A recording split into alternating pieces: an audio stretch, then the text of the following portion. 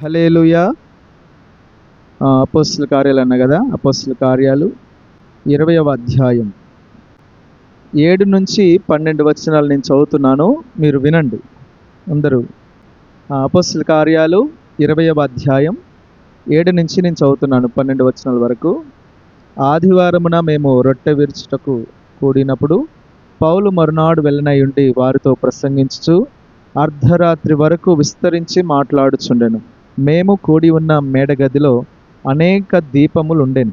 అప్పుడు ఐతుకు అను ఒక యవనస్తుడు కిటికీలో కూర్చుండి గాఢ నిద్రపోయి పౌలు చాలాసేపు ప్రసంగించుచుండగా నిద్రాభారం వలన జోగి 3వ అంతస్తు నుండి క్రింద పడి చనిపోయిన వాడై ఎత్తబడెను. అంతటా పౌలు క్రిందికి వెళ్ళి అతని మీద పడి కౌగిలించుకొని, మీరు తొందరపడకుడి, అతని ప్రాణం అతనిలోనున్నదని వారితో చెప్పెను. అతడు మరల పైకి వచ్చి రొట్టె విరిచి పుచ్చుకొని తెల్లవారు వరకు విస్తారముగా సంభాషించి బయలుదేరను. వారు బ్రతికిన ఆ చిన్నవాణిని తీసుకొని వచ్చినప్పుడు వారికి విశేషమైన ఆదరణ కలిగెను. హల్లెలూయా. చూడండి, అపోస్తలుడైన పౌలు గారు ప్రయాణం చేస్తూ ఇది లాస్ట్ జర్నీ అనుకుంటా మొత్తానికి రోమ్కి. ఈ ప్రయాణంలో త్రోయాకు వచ్చాడు. ఎక్కడికి వచ్చాడు మీరు చెప్పాలి. ఎక్కడికి వచ్చిండు? త్రోయా అంటే ఈ త్రోయ కాదు, ఊరి పేరు త్రోయ అనే ఊరికి వచ్చి మరలా ఎప్పుడు వస్తానో ఏమో, మరలా వస్తాడో రాడో తెలియదు. పౌలు గారి ప్రయాణం ఎప్పుడు వస్తాడో తెలియదు, మరలా వస్తాడో రాడో అనుకున్నాడో ఏమో. మొత్తానికి ఆ రోజు ఆదివారం రోజు బాగా వాక్యం చెప్పి ఎంతవరకు చెప్పినంటే అర్ధరాత్రి అయ్యేదాకా చెప్తున్నాడట. ఎప్పటిదాకా చెప్తున్నాడు? ఎప్పటిదాకా? అర్ధరాత్రి అయ్యేదాకా చెప్తానే ఉన్నాడు. వాక్యం చెప్తా ఉంటే ఒక యవనస్తుని గురించి ఇక్కడ రాస్తుంది. మెయిన్ టాపిక్ అదే మంది. అప్పుడు ఆయన చాలా అర్ధరాత్రి వరకు ఎందుకు మాట్లాడుతున్నాడంటే మరలా వస్తాడో రాడో అనే ఉద్దేశంతో ఉన్న దగ్గరే చాలాసేపు ఎక్కువసేపు మాట్లాడతాడ. పౌలు గారు అంటే మనకి పత్రికలు చూస్తాం కదా, ఎన్ని అధ్యాయాలు ఉంటాయో. మీరు ఎప్పుడైనా లెటర్ రాస్తే ఎన్ని కమ్మలు రాస్తారు, ఎన్ని పేజీలు రాస్తారు? 1, 2. ఆయన లెటర్లు చూసిన ఎన్ని ఉన్నాయో? 16, 17, 18. వామ్మో, చాలా పెద్ద పెద్ద లెటర్లు రాసిండు ఆయన. లెటర్లు ఇట్లా రాస్తే ఇట్లా మాట్లాడితే ఎన్ని గంటలు మాట్లాడుతాడో. పౌలు గారు చాలా గంటలు మాట్లాడేటోడు అనమాట, చాలాసేపు మాట్లాడతాడు. ఆ రోజు అర్ధరాత్రి దాకా, ఆదివారం రొట్టె విరిచారు, ఆదివారం వాళ్ళు రొట్టెని తిన్నారు మొత్తానికి. తర్వాతకి మరలా ఏం చేశారు? మరలా ప్రార్థనలు కూర్చున్నారు. మరలా ఆ రాత్రి అంతా ప్రసంగం చేస్తూనే ఉన్నాడు, చెప్తానే ఉన్నాడు. అధికంగా చెప్తాడు. ఏమంటారు? అధిక ప్రసంగం కాదులే కానీ అధికంగా చెప్తాడు వాక్యం. హల్లెలూయా. చాలాసేపు. ఎందుకు ఇవన్నీ స్టోరీ చెప్తారని మీకు అర్థమైంది తర్వాతకి. పగలు చెప్పిండు, సాయంత్రం చెప్పిండు, రాత్రి చెప్పిండు, అర్ధరాత్రి దాకా చెబితే అందరూ వింటానే ఉన్నారండి. యేసు ప్రభు కూడా 3 దినాలు చెప్పాడు కదా కొండ మీద. 3 దినాలు అందరు అలాగనే ఉన్నారు, పిన్ డ్రాప్ సైలెన్స్ తోని విన్నారు దేవుని వాక్యాన్ని.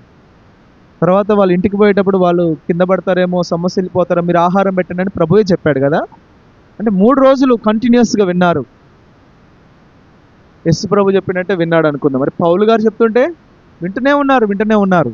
సంఘం చాలామంది కూర్చున్నారు అక్కడ మేడ గదిలో, 3వ అంతస్తు అంట, 3వ అంతస్తులో.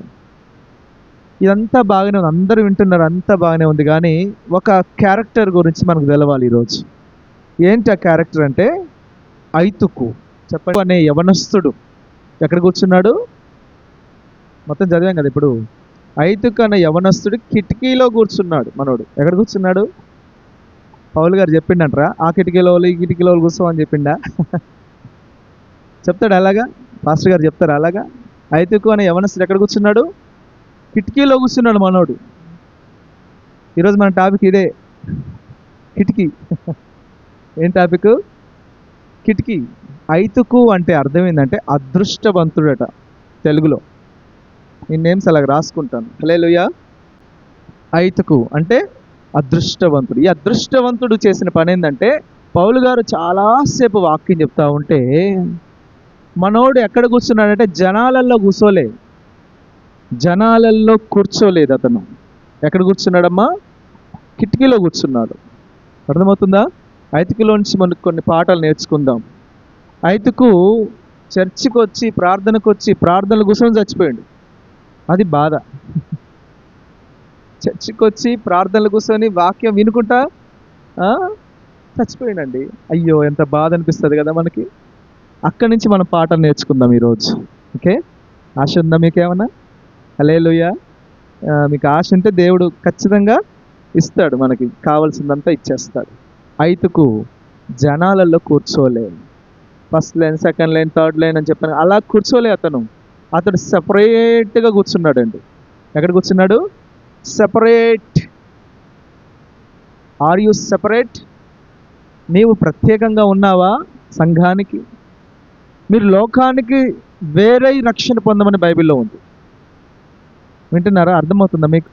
లోకమునకు వేరే రక్షణ పొందమని బైబిల్లో ఉంది. ఇప్పుడు ఐతుకు ఎక్కడ వేరైతున్నాడు తెలుసా? లోకానికి వేరుగాట్లే మనోడు, సంఘానికి వేరైతున్నాడు, సహవాసానికి దూరం అవుతున్నాడు, సంఘంలో ఉన్న తన తోటి క్రైస్తవ స్నేహితులకు దూరం అవుతున్నాడు. వాక్యాన్ని ఆసక్తిగా వింటూ కూర్చున్నారే, వీళ్ళకు వేరైపోతున్నాడు అతను. అది ప్రాబ్లం. నువ్వు అలాగ ఉన్నావా? ఒకవేళ చచ్చిపోతావు, జాగ్రత్త. కింద పడి చచ్చిపోతావు. హల్లెలూయా. బయట చచ్చిపోతావు, లోకంలో చచ్చిపోతావు. ప్రియమైన దేవుని బిడ్డ, ఐతుకు కిటికీలో కూర్చున్నాను. ఈ చాలా చదివిన నేను కూడా. కిటికీలో మీరు కూడా చదివి ఉంటారు కమ్మా చాలాసార్లు. చదవలేదా? అసలు ఎందుకు కూర్చున్నాడు తెలుసా మీకు? ఖాళీ లేక అనమాకండి. అందరూ తలా ఒక కిటికీలో కూర్చోవాలి అట్లయితే, ఖాళీ లేకపోతే. ఖాళీ లేక కాదు, వీడు యవనస్తుడు. ఎవరు చెప్పండి? వీడు సెపరేట్ అయ్యేటోడు. వీడు సపరేటెడ్ మైండ్ సెట్.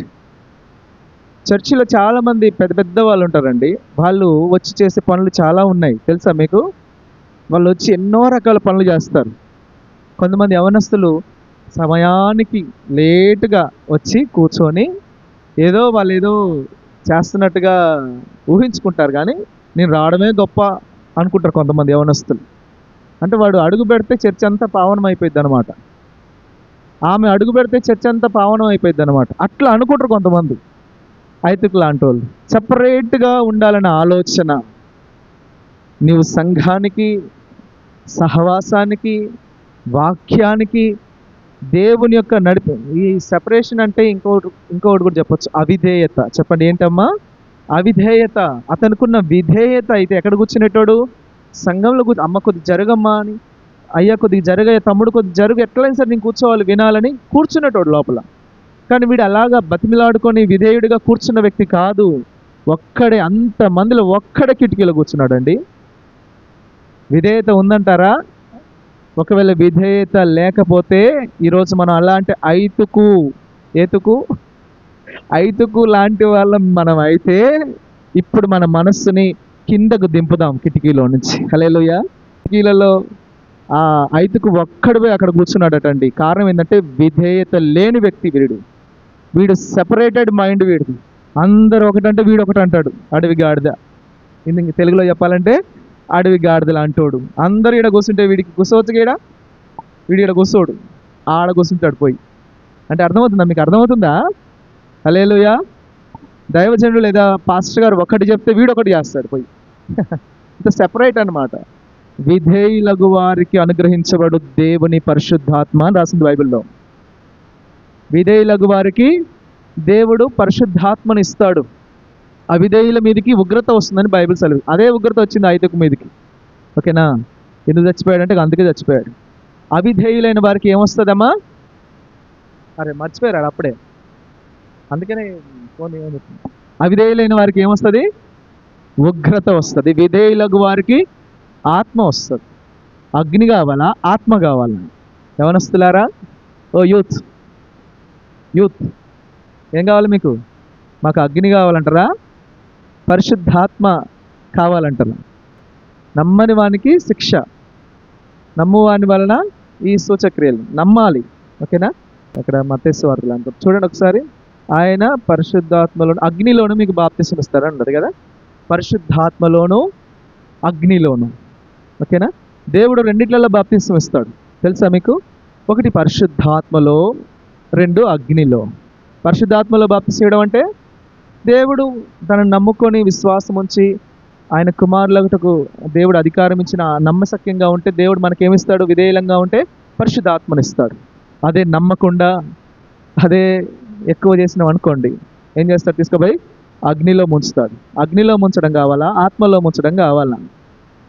నేను నీళ్ళతో మీకు బాప్తిసం ఇస్తున్నాను కానీ నా వెనక వచ్చేవాడు నాకంటే శక్తివంతుడు, ఆయన మీకు పరిశుద్ధాత్మలోను అగ్నిలోను బాప్తిసం ఇస్తాడు, జాగ్రత్త అని హెచ్చరించాడు యోహాన్ గారు. మనం ఏమనుకుంటామంటే దాన్ని పరిశుద్ధాత్మ అగ్ని అనుకోరు. కాదు కాదు, పరిశుద్ధాత్మ అగ్ని రెండు కలిపి చెప్పలేదు ఆయన. పరిశుద్ధాత్మలోను అగ్నిలోను సపరేట్. మనకేం కావాలి ఇప్పుడు చెప్పండి యవనస్తులారా? మీ యవనులు దర్శనాలు చూస్తారు, ఆత్మతో నింపబడతారని బైబిల్లో ఉంది. మరి మీరందరూ యవనస్తులే కదా. 40 బిలోనే ఉన్నారా అందరూ? 40 దాటారా? నేను ఇప్పుడు 39లో ఉన్నా. నెక్స్ట్ ఇయర్ రాను నేను యూత్ మీటింగ్కి. టీచర్గా వస్తే తప్ప. ఓకేనా. నెక్స్ట్ ఇయర్ 40లో యవనస్తులు ఎట్లాగ అవుతారు? 39 వరకే యవనస్తులు అవుతారు. ఓకేనా. హల్లెలూయా చూద్దాం. హల్లెలూయా. 39. ఓకే. ఆత్మలోను పరిశుద్ధాత్మలోను అగ్నిలోను బాప్తిసం ఇస్తాడు. ఆయన చాలా శక్తివంతుడు. ఆయన ఏమనుకున్నారు మీరు, జాగ్రత్త అని హెచ్చరించాడు యోహాన్ గారు. ఇప్పుడు ఐతుకు దగ్గరికి వద్దాం. ఐతుకు సెపరేట్ మైండ్ తోటి, లోబడని తనంతోటి, అవిధేయతతోటి, అందరితో సహవాసం ఉండదు వీడికి. ఇప్పుడు వీళ్ళందరూ మీ అందరు ఇక్కడ కూర్చున్నారు, పక్కనోడితో మాట్లాడచ్చు, ఏం చెప్పిండు వాక్యం అని చూడొచ్చు. పౌలు గారు బాగా చెప్తున్నాడు వాక్యం, చప్పట్లు కొట్టచ్చు, ఆమె చెప్పదు, అన్నీ చెప్పచ్చు, బాగుంది, ఇట్లాగుంటే బాగుంటుంది. ఓకేనా. కానీ వీడు అక్కడ పోయి కూర్చున్నాడంటే అర్థం ఏంటంటే వీడు ఇందాకేం చెప్పాను, సహవాసం ఉండదు. అంటే పక్కన వాళ్ళతో సహవాసం ఉండదు, ఒక్కరితో మాట్లాడ్డు అనమాట. సంఘంలో ఏదో అడవిలో తిరిగేటోళ్ళు లెక్క, సమాధుల్లో తిరిగేటోళ్ళు లెక్క. అంటే వ్యక్తి అని మగ అతను కాబట్టి నేను వాడు వీడు అంటున్నాను, కానీ అందులో స్త్రీతత్వం కూడా ఉంది, జాగ్రత్త. హల్లెలూయా. నిన్ను చెప్తే బాగుంటుందని ఆడవాళ్ళని చెప్పట్లేదు, కానీ ఐతుకులో ఆ స్వభావం ఒకవేళ యవనస్తురాలైన నీలో ఉందేమో చూసుకో. ఎవ్వరితో మాట్లాడకుండా నీకు నీవే సెపరేట్గా కోట కట్టుకుంటున్నావేమో, కిటికీకి కూర్చున్నావేమో, జాగ్రత్త బిడ్డ. ఈరోజు ప్రభు నీతోనే మాట్లాడుతున్నాడు. హల్లెలూయా. హల్లెలూయా.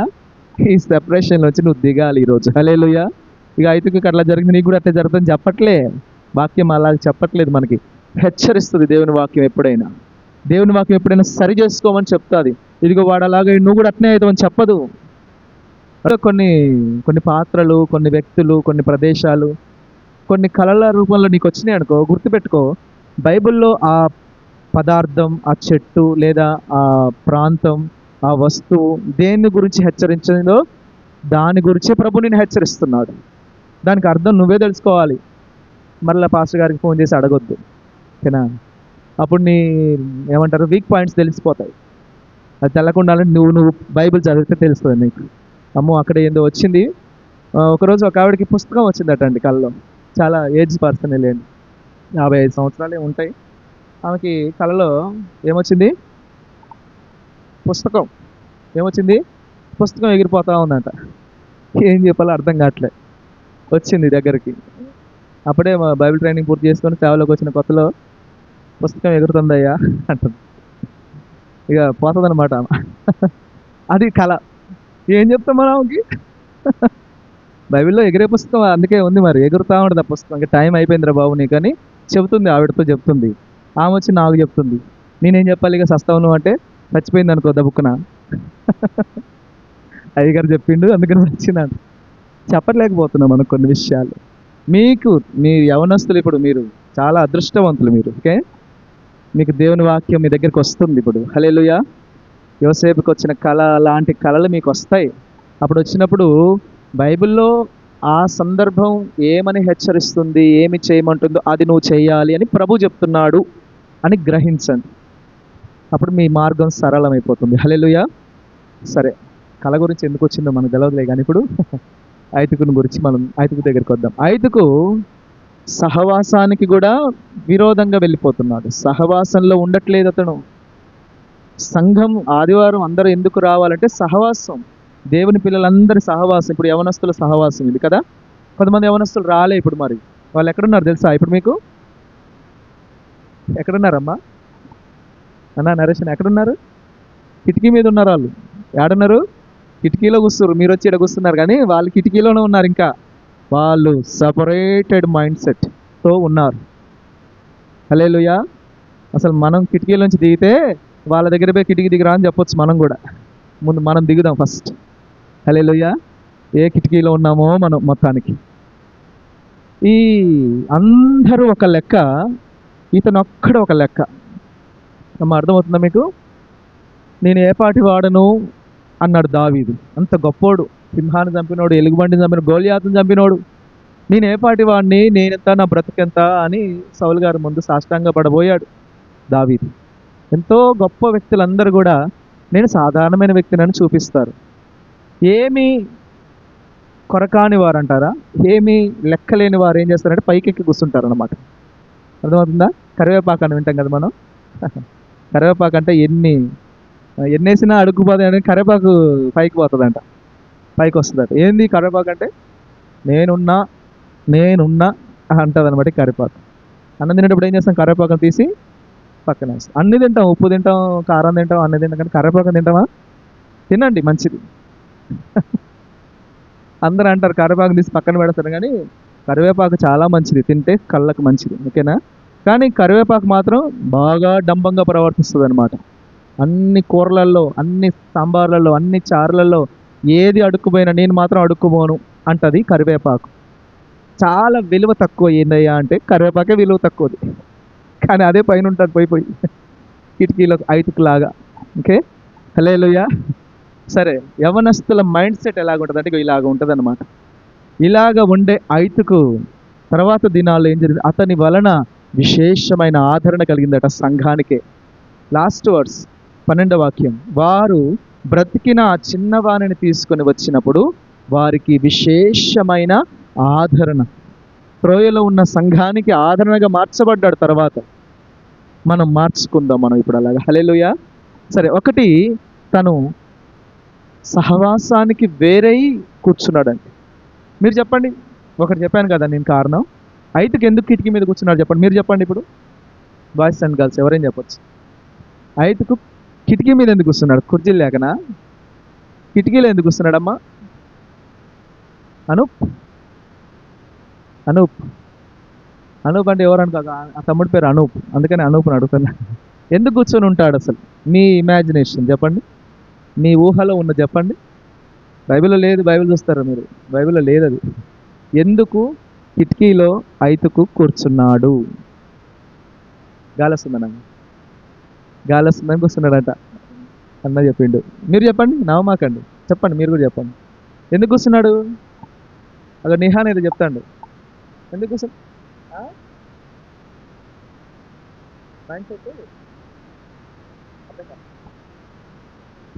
అందుకనే ఆ మైండ్ సెట్ గురించి అడుగుతున్నా. ఆ మైండ్ సెట్ ఏంది అసలు? అక్కడ కూర్చోవడానికి కారణం ఏంది అని అడుగుతున్నా మిమ్మల్ని. బయట ఏం జరుగుతుందో చూద్దామని. ఇంకా అక్క అందులోకి ఏదో అన్నారు, మీరు చెప్పండి రా. యూత్ అయిన వాళ్ళందరూ చెప్పచ్చు. అయిపోయింది టైం, 10 నిమిషాలు క్లోజ్ చేయాలి. ఎందుకు ఐదుకు కిటికీలో కూర్చున్నాడు? దానిల్ పాల్, అరే మీరు ఎప్పుడు కూర్చోలేదరా? ఓకే, హల్లెలూయా. నేను చెప్పనా? మరి నవ్వుతారు నేను చెప్తే. ఎందుకు కూర్చున్నాడు చెప్పనా? వీళ్ళందరూ నన్నే చూడాలి. అర్థమవుతుందా? ఎవరందరూ? ఈ పాస్టర్ నన్నే చూడాలి, ఈడున్న సంఘస్థులు నన్నే చూడాలి. అర్థమవుతుందా? ఎందుకు కూర్చున్నాడు హైట్లో? నన్ను చూడాలి అంటారు కదా కొంతమంది. బుల్లెట్ అయినా ఇంకే బండి అయినా, మామూలు బండి కానీ సైలెన్సర్ వెనకాల సైలెన్సర్ తీసేస్తారు మన వాళ్ళు. తీసేసి అది యాక్సిలరేటర్ వేస్తే బొయ్యమని వస్తుంది. ఎందుకురా యాక్సిలరేటర్ తీసినట్టే? ఏమంటారు తెలుసా? ఆ యవనస్తుడు ఏమంటారు తెలుసా? అందరు నన్ను చూడాలన్నా. ఎవరిని చూడాలంట? వీడిని చూడాలట. అమ్మ ఏందమ్మా డ్రెస్సు, ఎట్లాంటి డ్రెస్ వేసుకున్నావు? ఈ డ్రెస్ మంచిదేనా, వేసుకోవచ్చా ఈ డ్రెస్ అంటే, అన్న నన్నే చూడాలన్న అందరూ. అరే అరే, అర్థమవుతుందా? తీర వచ్చి మళ్ళీ మీకే సురుకులు పడతా ఉంటాయి. అటు ఇటు తిరిగి మీకే దెబ్బలు తగులుతూ ఉంటాయి. ఎవరు చూడాలి? నన్నే చూడాలి. ఈ లోపల ఉన్నోళ్ళైనా బయట ఉన్నోళ్ళైనా నన్ను చూడాలి. ఫోకస్. నేను ఒక ఫోకస్గా ఉండాలి, ఒక సెలబ్రిటీగా ఉండాలి. అందరూ నాకు వెళ్ళి తిరగాలి, ఏమంటారు, చమక్కున మెరవాలి నేను. ఒక సెపరేట్ డ్రెస్సు, ఒక సెపరేట్ హెయిర్ స్టైలు. ఎందుకురా ఈ హెయిర్ స్టైల్ అంటే, అందరికి ఉన్నట్టుగా ఇప్పుడు నేను నా చిన్నప్పటి నుంచి ఇదే హెయిర్ స్టైల్ నాది. నా చిన్నప్పటి నుంచి ఎప్పుడు మార్చుకోలేను. నేను దేవుని నమ్ముకున్నాను కాబట్టి మార్చుకోలేను. ఒకవేళ నమ్మకపోతే నాది కూడా ఎట్టెట్టో తిరిగేది. ఎందుకురా అట్టట్ట తిరుగుతుంది నీ హెయిర్ స్టైల్ అంటే, అందరూ చెప్పండి నన్నే చూడాలి. యూత్ మైండ్ సెట్ ఇది. నన్ను చూడాలి. ఎవరు చూడాలిరా? నన్ను చూడాలి, నా వైపు తిరగాలి, నన్ను లక్ష్య పెట్టాలి. సౌండ్, అందుకే సౌండ్ పెంచేది. బైక్లో సౌండ్ అయినా పెంచేది, అందుకే గట్టిగా అరుస్తారు కొంతమంది. ఎందుకురా గట్టిగా? నన్నే చూడాలి. ఎందుకురా డ్రెస్సు? నన్నే చూడాలి. 1000 రూపాయలు పెడితే డ్రెస్ వస్తుంది కదమ్మా, ఎందుకమ్మా 5000 డ్రెస్ అంటే, అమ్ము 1000 రూపాయల డ్రెస్ అయితే అందరు నన్ను ఎందుకు చూస్తారు? నేను 5000 డ్రెస్ తీసుకుంటేనే నా వైపు చూస్తారు. Separate designs. ఎందుకురా సెపరేట్ డిజైన్స్? నా వైపు చూడాలి. అర్రే, ఎక్కడ చూసినా ఐతుకులే కనబడతారమ్మా. మీకు ఒక్కడే ఐతుకు కనబడుతుంది, నాకు చాలామంది ఐతుకులు కనబడుతున్నారు ఇక్కడ. హల్లెలూయా, లేదా హల్లెలూయా. కనిపిస్తుందా ఇప్పుడు? అద్దం దగ్గరకు వచ్చి అద్దంలో చూసుకోవాలి ముఖాన్ని. ఏంటి ఆ అద్దం అంటే, ఈ వాక్యం అనే అద్దం. ఓకేనా? ఇది అద్దం వంటిది, మనల్ని ప్రతిబింబింప చేస్తుంది ఈ అద్దం. ఈ అద్దం దగ్గరకు వచ్చి ఏం చేయాలి? ఈ అద్దం బాగలేదు, ఇంకో అద్దం తీసుకుందాం అంటావా? అద్దం బాగలేదు కాదు, నీ ముఖం బాగలేదు. అద్దం బాగానే ఉంటుంది, అవునా కదరా? అద్దం బాగానే ఉంటుంది. కొన్ని నీళ్ళు వస్తు తుడిస్తే చాలా బాగుంటుంది ఇంకా. కానీ అద్దం మార్చడం కాదు ముఖ్యం. అద్దంలో చూసుకుంటూ మన ముఖాన్ని మార్చుకోవాలి అవసరమైతే. ఈ అద్దం దేవుని వాక్యం నిన్ను చూపిస్తుందేమో, ఒకవేళ చూసుకో. నీ ప్రవర్తన, నీ యొక్క ముఖ చిత్రం, నీ యొక్క క్యారెక్టర్ని చూపిస్తుందేమో ఒకవేళ ఈ అద్దం. ఇప్పుడు ఏం చేయాలి? అద్దంలో చూసుకొని అద్దం బాగాలేదని పడేసిపోవడం కాదు. ఆ అద్దంలో మనల్ని మనం సరి చేసుకుందాం ఈరోజు. హల్లెలూయా. అద్దాన్ని పలగొట్టి ముక్కలు ముక్కలు చేసి దోసెట్లో పోసుకొని మొహం కడుక్కున్నారు అనుకోండి, ఎలా ఉంటుంది? అద్దంతో మొహం కడుక్కోవద్దు. అద్దాన్ని చూసుకుంటూ చెప్పాలి. నోరు తెరవట్లేదు, ఇక అయిపోయిందా అప్పుడే? ఎనర్జీ పోయిందా అప్పుడే? Youth energy. అద్దంలో చూసుకుంటూ నీళ్ళతో ముఖం కడుక్కోవాలి. అద్దంతో కడుక్కునే ప్రయత్నం చేయమాకండి. దేవుని యొక్క వాక్యంతో చెలగాటం వద్దు మనకి. హల్లెలూయా. ఈ వాక్యాన్ని చూసుకుంటూ మనల్ని మనం శుద్ధి చేసుకుందాం. ఓకేనా? ఈ బాగలేదు బాగలేదు బాగలేదు అని, అమ్మ నీ ముఖం బాగలేదు ఫస్ట్ అని చెప్పినట్టు ఆ అద్దాల బేరాన్ని పోయి ఈ అద్దం బాగలేదు, ఈ అద్దం బాగలేదు, ఈ అద్దం బాగలేదు, ఈ అద్దం బాగలేదు అంటే నీ ముఖం బాగలేదు ఫస్ట్, అద్దం కాదు. ఓకే, హల్లెలూయా.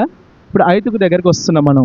ఐతుకు ఎందుకు అక్కడ కూర్చున్నారా నువ్వు అంటే, అందరూ నాకిలా తిరగాలనే మైండ్ సెట్ ఉన్న యవనస్తుడు. బైబిల్లో లేవు ఇవన్నీ, మీకు వస్తున్నాయి ఇవన్నీ కూడా. హల్లెలూయా. మీ కొరకే వస్తున్నాయి ఇవన్నీ కూడా. హల్లెలూయా.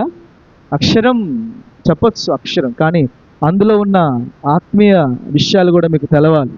ఆ యవనస్తుడు ఏ పాపం చేసిండని చచ్చిపోయాడంటే, ఇగో ఈ పాపం చేసిండు. ఏ పాపం చేసిండంటే, అందరితో పాటు లేడీడు సపరేట్. ఒక ఫోన్కి ఇంట్లో ఉన్న వాళ్ళకు కూడా పాస్వర్డ్ తెలియదు. తెలుసా మీ ఇంట్లో?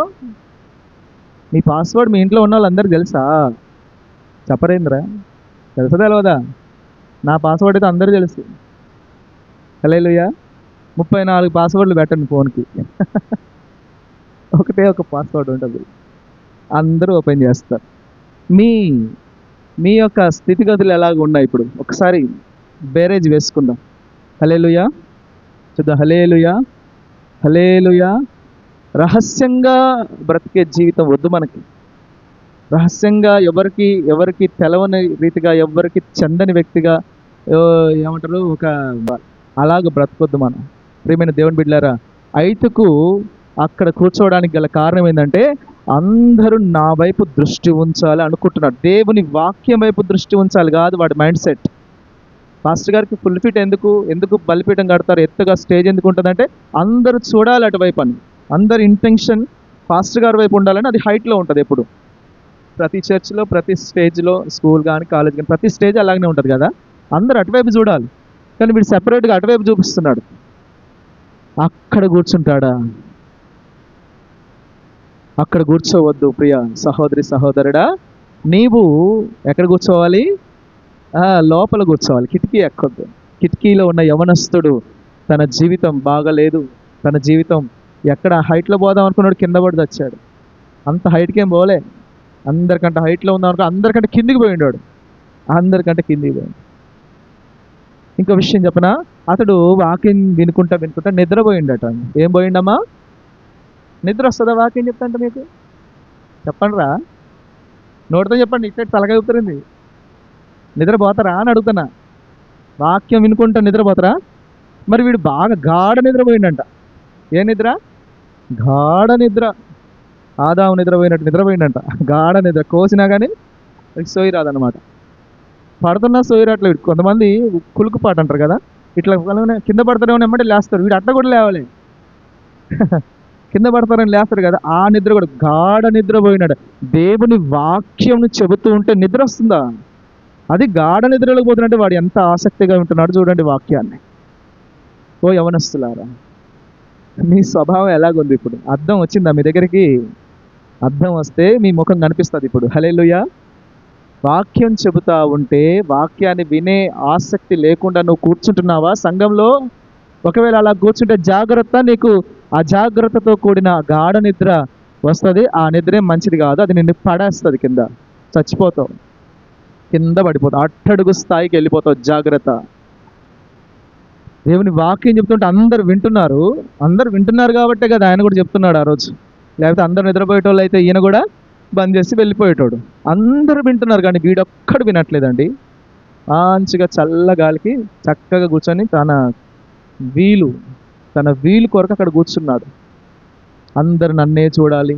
ఈ యవనస్తులందరి మైండ్ సెట్ ఇదే, నా వైపు చూడాలి, నన్ను లక్ష్యం చేయాలి, నన్ను పట్టించుకోవాలి, నన్ను ఫోకస్గా చూడాలి అందరూ అనే మైండ్ సెట్ ఒకవేళ నీలో ఉంటే ఈరోజు ప్రియ సహోదరి సహోదరుడా, ప్రభు నీతోనే మాట్లాడుతున్నాడు. ప్రమాదం జరగక మునిపే నీవు ఆ మైండ్ సెట్ నీ దగ్గర నుంచి తీసేస్తాయి ఇప్పుడే. హల్లెలూయా. నీ మనస్సు మార్చుకొని క్రిందికి దిగు, సహవాసంతో కలు, అందరితో ఐక్యంగా సమానంగా ఉండు. సంఘంలో దేవుని యొక్క సేవకుని వైపు చూడు. ప్రక్కనున్న నీ సహోదరులు, వేరే వ్యక్తుల వైపు కాదు నీ దృష్టి ఉంటుంది. దేవుని యొక్క సంఘంలో దేవుని యొక్క సహవాసంతో నీ యొక్క దృష్టి మిళితమై ఉండాలి తప్ప కిటికీ ఎక్కకూడదు నీ దృష్టి. ఒకటి అవిధేయత వచ్చింది, రెండు నా వైపు చూడాలి. ఏమంటారు దీన్ని? జీవపు డంబం అంటారేమో కదా. నేను గొప్పగా ఉండాలి, నేను హైట్లో ఉండాలి, నేను అన్న మైండ్ సెట్తో వెళ్ళిపోయిండు ఐతుకు. అందుకని కింద పడ్డాడు. ఎందుకు పడ్డాడో చెప్తున్నా, ఆడ పడ్డాడనే రాసింది కానీ ఎందుకు పడ్డాడో చెప్తున్నా మీకు. హల్లెలూయా. ఇంకొక మూడో కారణం తెలుసా ఐతుకు కిటికీ మీదకి ఎక్కిన కారణం? ఒకటేంటి? ఇతడు అవిధేయత, అందరితో పాటు లేకపోవడం, ఏమంటారు సహవాసం కలిగిపోవడం, సంఘానికి వేరుగా కూర్చోవడం అతను చేసిన మొట్టమొదటి తప్పు. రెండవ తప్పు ఏంటి యవనస్తుడు చేసిన తప్పు అంటే అందరూ నా వైపే చూడాలన్న మైండ్ సెట్తో కూర్చున్నాడు అక్కడ. మీరైతే ఎలా కూర్చుంటారు? మీరైతే ఏమని అనుకుంటారు? నా వైపు చూడాలనుకుంటారా మీరు? చెప్పాలి. మీరు ఏమనుకోవాలి తెలుసా అమ్మా? అందరూ కింద కూర్చోవాలి, మరి పైన నా వైపే చూడాలని వాడు అనుకున్నాడు కదా. మేమేమనుకోవాలి? మరి మేమేమనుకోవాలి వ్యతిరేకంగా అంటే అందరూ యేసయ్య వైపు చూడాలి అనుకోవాలి. ఓకేనా? హల్లెలూయా. క్రింద కూర్చోవడం ఒక సొల్యూషన్ అయితే నా వైపు చూడడం కాదు, యేసు వైపు చూడాలి. ఆ మైండ్ సెట్తో ఉండాలి మీరు. ఎవరి వైపు చూడాలి? యేసయ్య వైపు చూడాలంటే ఏం చేయాలి మరి? యేసయ్యని చూపించాలి కదా. యేసయ్యని చూపించకుండా యేసు వైపు ఎట్లా తిరుగుతారు ప్రజలు? నీ ఫ్రెండ్స్, సినిమాకి పోయేటోళ్ళు, గుట్కాలు తినేటోళ్ళు, చెడ్డ అలవాట్లు ఉన్న వాళ్ళు ఎలాగా యేసయ్య వైపు తిరుగుతారు? మరి ఒకటి రెండు విషయాలు చెప్తాను. ఇందాక విషయాలు చెప్తాను కదా. ఆ, నర్సయ్య, విల్సన్ పాల్ నాకంటే, అంటే నా ఫ్రెండే, నాతో పాటు ఫ్రెండ్గా ఉండేవాడు. కాకపోతే ఏజ్ చాలా తక్కువ నాకంటే, ఒక 3 ఇయర్స్ ఏమో తక్కువ ఉంటుంది. నమ్మిన కొత్తలు ఆయన ముందు నమ్ముకున్నాడు, తర్వాత నేను నమ్ముకున్నా. మీ అందరం కలిసి వినాయకులు పెట్టేది, బొమ్మలు పెట్టేది, బాగా బాగా పెట్టేదన్నమాట. ఎగిరేది, డ్యాన్స్లు వేసేది, అన్నీ చేసేవాళ్ళం, విగ్రహారాధన చేసేవాళ్ళం. నాకంటే ముందు దేవుణ్ణి నమ్ముకున్నాడు అతను. తర్వాత 2 సంవత్సరాలకేమో నేను నమ్ముకున్నాను. కానీ ఆయన నమ్మిన సంవత్సరం దాకా నేను ఎగతాళి చేసేది బాగా. హల్లెలూయా వచ్చిండ్రు అనేది. నేను అతను తిట్టేది బాగా. ఫ్రెండ్ కదా, ఫ్రెండ్స్ అంటే ఎలాగుంటుందో తెలుసుగా మీకుగా, తిడతా ఉండేటోని. అట్లా చిన్న చిన్నగా ఆయన ప్రభువులో ఎదుగుతున్నాడు. తర్వాత నాకు అనారోగ్యం వచ్చింది. నేను కూడా తెలిసింది కైగా, అనారోగ్యంతోనే నమ్ముకున్న దేవుణ్ణి. తర్వాతకి నేను ఆయన కలిసి ఇక తిరగడం స్టార్ట్ అయింది. ఆటోలో వెళ్ళేది, బస్కి వెళ్ళేది, ఆటోలో వెళ్ళేది, ఇట్లా తిరుగుతూ ఉండేది ప్రార్థనలకి బాగా. అప్పుడు బండ్లు దోళ్ళం కూడా రాదు మనకు. ఫోన్ రింగ్ టోన్ పెట్టేటోడు, ఒక రింగ్ టోన్. ఆ రింగ్ టోన్ ఆనంద్ జయకుమార్ గారి పాట వచ్చిందండి. అందులో ఏముంటుంది, ఏసయ్యా అని వస్తుంది. ఆ పాట అట్లా ఉంటుంది అనమాట. ఫస్ట్ ఏసయ్యా ఏసయ్యా, తర్వాత కొనిపోవా ఇది నూనె అని ఉంటుంది. ఫస్ట్ 2 లెటర్స్ మాత్రం ఏసయ్యా. ఆ రింగ్ టోన్ పెట్టుకున్నాడు ఫోన్లో. చెప్తున్నాను మీకు, ఫోన్ రాగానే ఏమొస్తుంది, గట్టిగా వస్తుంది. అది కూడా రింగ్ టోన్. మీరు ఎవరైనా పెడతారు అట్లాగా? అంత ధైర్యం ఉందా మీకు అసలు?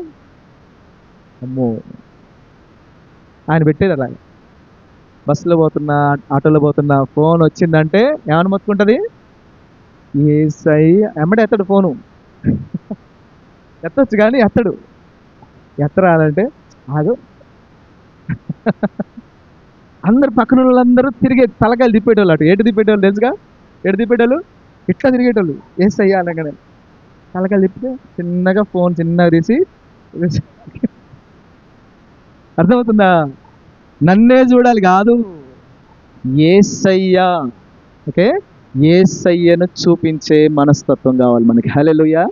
ఆ రింగ్ టోన్ చాలండి. మీరు పెట్టుకునే రింగ్ టోన్ చాలు, మీరు పెట్టుకునే స్టేటస్ చాలు. ఫేస్బుక్, వాట్సాప్, ఇన్స్టాగ్రామా, థ్రెడ్సా, ఇంకేదో వస్తున్నాయి.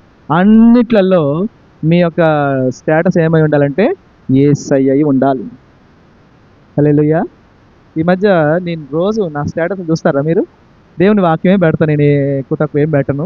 దేవుని వాక్యం పెట్టినప్పుడు ఒక అన్యులు కూడా ఈ మధ్య ఆ వాక్యం ఎందుకో అట్రాక్ట్ అయింది వాళ్ళకి. అన్యులు కూడా ఈ స్టేటస్ పెట్టుకున్నారండి. ఒకరోజు ఆశ్చర్యం అనిపించింది నాకు. అన్యులు పెట్టుకుంటున్నారండి. మనకు కాస్త ఉండాలి కదా. హల్లెలూయా.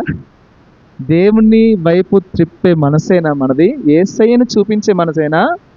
ఒకవేళ యేసయ్య వైపు చూపించే మనసు నీది కాకపోతే నీదేం మనసు తెలుసా? నిన్ను నీవు చూపించుకునే మనస్సు నీది. ఐతుక్కు లాంటి మనస్సు. పౌలు గారు దేని గురించి చెప్తున్నాడు? యేసయ్య గురించి చెప్తున్నాడు, తన గురించి చెప్పుకోవట్లే. కానీ ఐతుకు మాత్రం నాకెళ్ళి చూడండి రా అని కూర్చున్నాడు అక్కడ పోయి. పౌలు గారికి ఐతుకున్న అండర్స్టాండింగ్ లేదా స్థితిగతులు అలాంటివి. ఐతుకు చచ్చిపోతే మళ్ళీ పోయి పౌలు గారు ప్రార్థన చేయాలి. ఈయన స్టాండర్డ్ ఇది. హల్లెలూయా.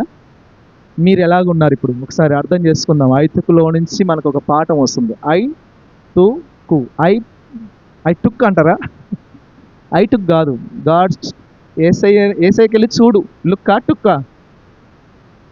లుక్క చూడడం అంటే ఏసై వైపు చూపిస్తుందా నీ యొక్క వేలు లేదా నీ యొక్క జీవితం? ఏసై వైపు త్రిప్పుతుందా? ఇంకొక ఆటోలో కూర్చున్నాం ఒకసారి, పోచారం కానీ ఇల్లందు కానీ ఆటోలో వెళ్తూ ఉండేటోళ్ళు ఇద్దరం. ఒక ప్లానింగ్ ఉంటుంది మాకు. ఏంట ప్లానింగ్ అంటే, నేనేమో దేవుని నమ్మనోడిని, ఆయనేమో దేవుని నమ్మినోడు. ఓకేనా?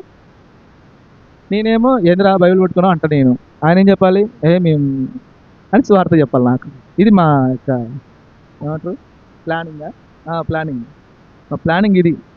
ఆటోలో కూర్చున్న ఇంకొకరు టార్గెట్, ఆటో డ్రైవర్ మా టార్గెట్. అర్థమవుతుందా మీకు చెప్పేది? మేము యవనస్తులుగా ఉన్నప్పుడు చేసిన పనులు ఇవన్నీ తీట పనులు ఏం కాదులే, మంచి పనులే. చేసే గురించి ఆయన చెప్తే నేను తిడతా ఉండే. మా ఊళ్ళో కూడా ఒకరికి బాగాలేదు, ప్రార్థన చేస్తే ఏం బాగైంది నేనట. ఆయన ఇంకొకటి చెప్తాడు అనమాట, అంతకంటే పెద్ద రోగం గురించి చెప్తాడు, బాగైన సాక్ష్యం. చెప్పంగా మొత్తానికి మా భాష, మా యొక్క సంభాషణ ఆటో డ్రైవర్ మీదనన్నా పడాలి ఎఫెక్ట్, పక్కన కూర్చున్న ఇంకొక ప్యాసింజర్ మీదనన్నా పడాలి, లేదా ముందు సీట్లో వెనక సీట్లో కూర్చున్న వాళ్ళ మీదనన్నా పడాలి ఆ ఎఫెక్ట్. ఎవరి వైపు చూడాలి? వీళ్ళు యేసయ్య వైపు చూడాలండి. హల్లెలూయా. మరి మీ యొక్క ఏమంటారు వ్యక్తిత్వాలు కూడా మారిపోవాలి ఇప్పటి నుంచి.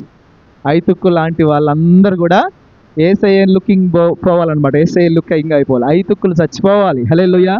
ఐతుక్కులు చచ్చిపోతారు ఖచ్చితంగా. ఇంకా ఐతుక్ అనే పదం బైబిల్లో ఒక్క దగ్గర ఉందండి, ఇంకొక దగ్గర లేదు. దేవుడికి ఇష్టం లేదు. పేరు అదృష్టవంతుడే కానీ ఒక్కసారి ఉంది బైబిల్లో అతని పేరు, అదృష్టవంతుని పేరు. హల్లెలూయా. అమ్మో లేట్ అయిపోతుంది, చాలా క్లోజ్ చేద్దాం. మొత్తానికి ఇక పడ్డాడు, యాంచి పడ్డాడు నుంచి కిటికీలో 3వ అంతస్తులు, మళ్ళీ కిటికీ ఇంకెంత అయి ఉంటుంది చూడండి. ఇక 3వ అంతస్తు కాదు, 3వ అంతస్తులో కిటికీ నుంచి నిద్రపోయి జోగి ముందుకు పడితే పడ్డ వెంటనే చచ్చిండు మనోడు. ఇక మారు మాటలేదు, ఇక చచ్చిపోయింది. ఇక లేదు, ఉత్తరం లేదు, చచ్చిపోయింది. అందరు హడావుడి, వీళ్ళకి నిద్ర మేలుకొలుపు అయిపోయింది అనమాట. చాలా మంది అందరూ కిందికి వచ్చేసరికి అమ్మో చచ్చిపోయిన అందరికి ఏడుస్తామంటే పౌలు గారు ఏమండు, మీరు ఏడమాకండి, అతడు ప్రాణం అతనిలో ఉంది అని చెప్పి బయటకు వచ్చి మళ్ళా రొట్టె ఇచ్చినమాట. మళ్ళా రొట్టె పుచ్చుకున్నారు, మళ్ళీ ప్రార్థన చేస్తే మళ్ళీ తెల్లవారేదాకా. మరి చచ్చిపోయిన వాడికి ప్రార్థన కూడా చేయలేదండి ఆ రోజు. తీసుకొచ్చిరు అంతే, ఆడగూసబెట్టరు. ఇప్పుడు ఆడగూసుండు తెలుసా? ఇప్పుడు కిటికీలో లేడీడు, ఆడుండు. ఇప్పుడు వాళ్ళతో పాటు పడుకుండు కింద, కూర్చోవడం కూడా కాదు. ఏడున్నాడు, పడుకున్న వాళ్ళతో పాటు కింద పడుకొని ఉన్నాడు మనోడు. వాక్యం అంతా చెప్పినాక చిన్నగా 12 వాక్యాలు, వారు బ్రతికిన ఆ చిన్నవాణిని తీసుకొని వచ్చారండి. వాడు ముందే కూర్చుంటాడా? చచ్చిటోడా? ముందే కూర్చుంటే జాగ్రత్త. యవనస్తులారా, ఓ యవన స్త్రీ, ఏమంటారు, యూత్ సిస్టర్, యూత్ బ్రదర్, మీ జీవితాలు జాగ్రత్త. ముందే ఆ విధేయత ఉంటే, ముందే ఏమంటారు యేసయ్య వైపు చూడాలి, వాక్యం వినాలి, ఆసక్తిగా ఉండాలి, దేవుని సేవకునికి లోబడాలి, సంఘానికి కట్టుబడి ఉండాలి, పరిచర్య, ఇవన్నీ మనసులో ఉంటే ఐతుకు కిటికీలో కూర్చునేటోడా? చచ్చేటోడా? ఇప్పుడు ప్రార్థనకి డిస్టర్బ్ అయ్యేదా? సంఘానికి అంత డిస్టర్బెన్స్ ఎలాగొచ్చిందిరా బాబు అంటే నీ చేపట్టే వచ్చింది డిస్టర్బెన్స్. దేవుడేం వదిలిపట్టట్లే నిన్ను. ఒకవేళ కింద పడి ఉన్నావేమో, అయినా సరే పౌలు గారు కిందికి వచ్చి వానికి ప్రార్థన చేశాడు. మొత్తానికైతే వాడిని తీసుకొచ్చి పైన కూర్చో, వాడు బ్రతికాడు. బ్రతికిన వాడిని చూసి అందరికీ విశేషమైన ఆదరణ. ఒక అవిధేయుడు చచ్చి బ్రతికితేనే అంత ఆదరణ కలిగితే, మరి మనం విధేయులమై ఉంటే మన ద్వారా ఇంకెంత ఆదరణ పొందుకోవాలి సంఘం. మీ ద్వారా ఆదరణ పొందుకోవాలండి సంఘం. హల్లెలూయా. మీ ద్వారా డిస్టర్బెన్స్ కాకూడదు, మీ ద్వారా ఇబ్బంది పడకూడదు, మీ ద్వారా ఇంకేమంటారు, మీ ద్వారా అందరూ. ఇంకొక విషయం ఏంటంటే, అతడు ఆడ కూర్చోవడానికి కారణం ఏంటంటే వీడికి లోకం కావాలి, సంఘం కావాలి, రెండు కావాలి. వీడికి ఏమేం కావాలి? కాసేపు ఒక కన్నేమో లేదు, ఒక నిమిషమో ఇటు చూస్తాడు, ఒక సండే ఇటు, ఒక సండే అటు. అర్థమవుతుందా యవనస్తుల మైండ్ సెట్? కిటికీ దగ్గర ఎందుకు కూర్చున్నారంటే బయట చూద్దానికి కొంతమందిని, బయట వాళ్ళ మీద దృష్టి ఉంది వీడికి, లోపల వాళ్ళ మీద దృష్టి ఉంది. బయటకు చూస్తాడు, లోపలికి చూస్తాడు. లోకంలో సగం, ఒక కాలు అటు, ఒక కాలు ఇటు. సంఘంలో కొద్దిగా, లోకంలో కొద్దిగా. జాగ్రత్త. అందుకని బడి తెచ్చాడు. అలాగ పడి సావక ముందే ఏం చేద్దాం? దేవుని సన్నిధిలో కూర్చుందాం. అర్థంగా అందరితో పాటు కూర్చుందాం, అందరిలాగా ఉందాం, అందరికీ ఆదరణకరంగా ఉందాం. ఐతుకు అనే స్వభావం ఒకవేళ నీలో ఉంటే, ఈ మాటల ద్వారా నువ్వు హెచ్చరించబడితే ఈరోజు ఈ ఐతుకు అనే స్వభావాన్ని తొలగించుకో. దేవుడు తప్పకుండా నిన్ను ఉన్నతమైన స్థితిలోనికి ప్రభు నడిపిస్తాడు. ఈ మాటల్ని ప్రభు ఆశీర్వదించును గాక. ప్రార్థన చేద్దాం.